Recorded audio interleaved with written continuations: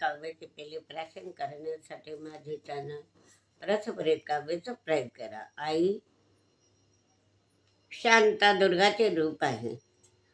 मराठी भाषेतील आई हा शब्द, आई म्हणजे मायेचा सागर, आई म्हणजे ममता, ईश्वर या दोघांचा संगम म्हणजे आई. मायेची पाखरण करणारी ही एक स्त्री आहे. आणि जेव्हा ती बाळाला जन्म देते ती अत्यंत प्रेमाने, मायेने, दयेने त्याचं पालन पोषण करते. कारण मूल म्हणजेच आईसाठी सर्वस्व असतं. आईला समानार्थी नुसतं आई शब्द, आपण आई आईच नाही तर समानार्थी असे पुष्कळ शब्द आईला. माता म्हणतो, माय म्हणतो, ममता म्हणतो, जन्मदा म्हणतो, जननी म्हणतो, जन्मदात्री म्हणतो, माझा गुरु, माझा कल्पतरू, सौख्याचा सागर, मातृ, मायाडी, माऊली, आय अशी कितीतरी समानार्थी शब्द आपण आईला संबोध देतो. तर अशा प्रकारचे तुझ्या चरणी मस्तक मी नमिते ही कविता मी आपणापुढे सादर करीत आहे. ती पहा. मला जन्म दिला आहे, सारे विश्व मी बघते. मला जन्म दिला आहे, सारे विश्व मी बघते. आई तू होतीस म्हणूनच माझे अस्तित्व टिकते. आई तू होतीस म्हणून माझे अस्तित्व टिकते. उपकार करते आई तुझ्या चरणी मी वंदन करते. उपकार करते आई तुझ्या चरणी मी वंदन करते. आई म्हणजे निस्वार्थी प्रेम, अपार मायेची. आई म्हणजे निस्वार्थी प्रेम, अपार मायेची. माझ्या सोबती राहते सावली या मातेची. माझ्या सोबती राहते सावली या मातेची.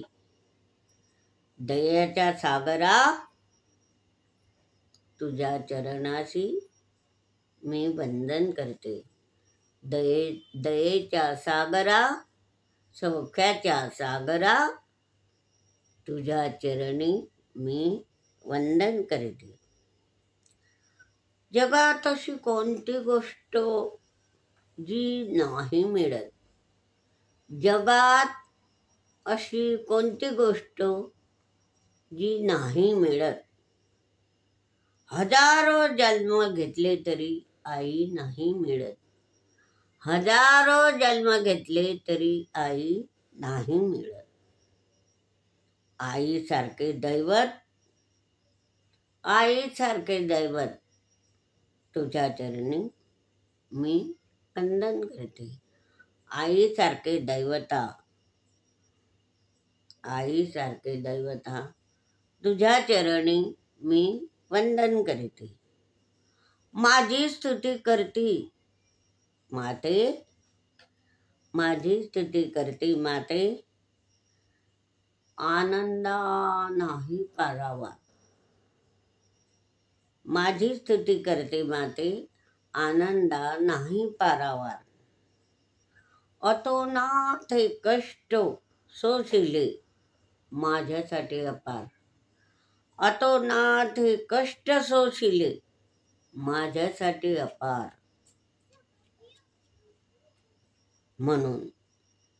म्हणून देवापेक्षाही आई श्रेष्ठ तुझ्या चरणी मी वंदन करते. म्हणून देवापेक्षाही आई श्रेष्ठ तुझ्या चरणी मी वंदन करते. आई घराला घरपण देणारी आहे जग सुंदर. आई घराला घरपण देणारी आहे जग सुंदर. ठेच लागे मला पण वेदना तिच्या हृदयावर. ठेच लागे मला पण वेदना तिच्या हृदयावर. माते तुझे ऋण मी कसे फेडणार. माते तुझे ऋण मी नाही फेडणार.